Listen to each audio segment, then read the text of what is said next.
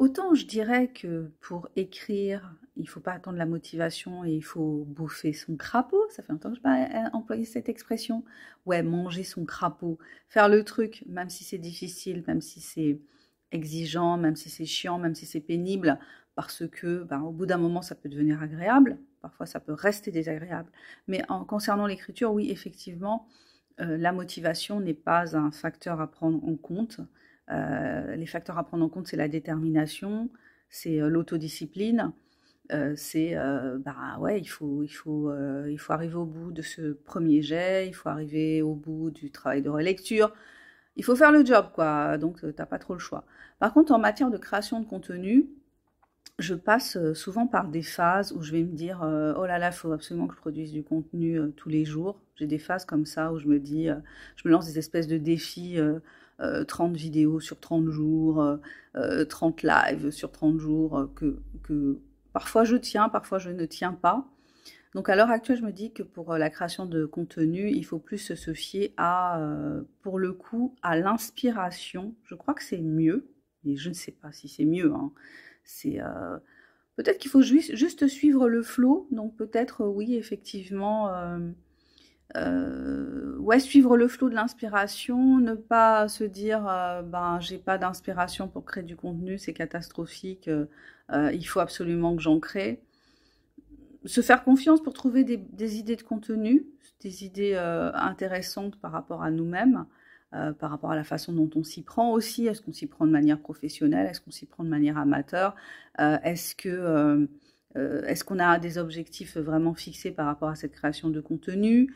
Qu'est-ce que ça signifie pour nous? Qu'est-ce qu'on veut véhiculer? Qu'est-ce qu'on veut porter comme parole, qu'est-ce qu'on vend aussi, enfin bon, voilà, il y a plein de facteurs à prendre en compte, mais à l'heure d'aujourd'hui, je dirais plus par rapport à la création de contenu que c'est plus une question d'inspiration pour moi, et si l'inspiration vient, ben je crée, et si l'inspiration n'est pas là, je m'autorise à ne pas créer parce que je me fais un peu un film hein, autour de cette création de contenu et de ce que ça peut créer pour moi par rapport à mon activité d'écrivaine indépendante. Ouais, je me fais un gros film. Donc, plus de distance, euh, plus de tolérance par rapport au fait que des fois j'ai envie, des fois j'ai pas envie. L'inspiration est là, et puis des fois l'inspiration elle est pas là. Donc, c'est pas grave en fait que l'inspiration soit pas là. Je vois cette chaîne, c'est un peu comme un journal. Il y avait une personne qui m'avait laissé un commentaire en me parlant de journal extime. Alors, il y a le journal intime, donc le journal personnel que tu vas pas montrer aux autres. Et puis, il y a le journal extime, le journal que tu partages avec les autres. Et je vois un peu certaines chaînes YouTube euh, intimistes un petit peu, même si on partage des choses pas forcément super intime, mais il y a ce côté un peu de, de partager un univers. Donc voilà, je vois plus ça peut-être aujourd'hui comme un journal extime,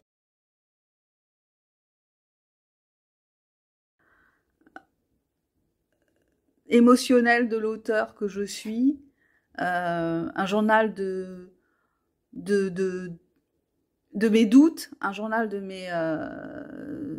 mes aspirations par rapport à l'écriture, un journal où je partage mes lectures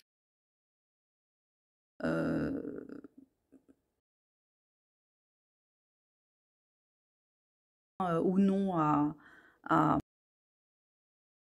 enthousiasme et puis à donner envie, la difficulté que j'ai, euh, euh, le fait que je rame, le fait que j'ai des moments d'euphorie par rapport à ça, voilà, plus des choses qui sont en lien avec ça, et en fait, euh, partager quand je me sens à l'aise de partager plutôt que d'être dans une espèce d'urgence un peu bizarre de devoir produire du contenu.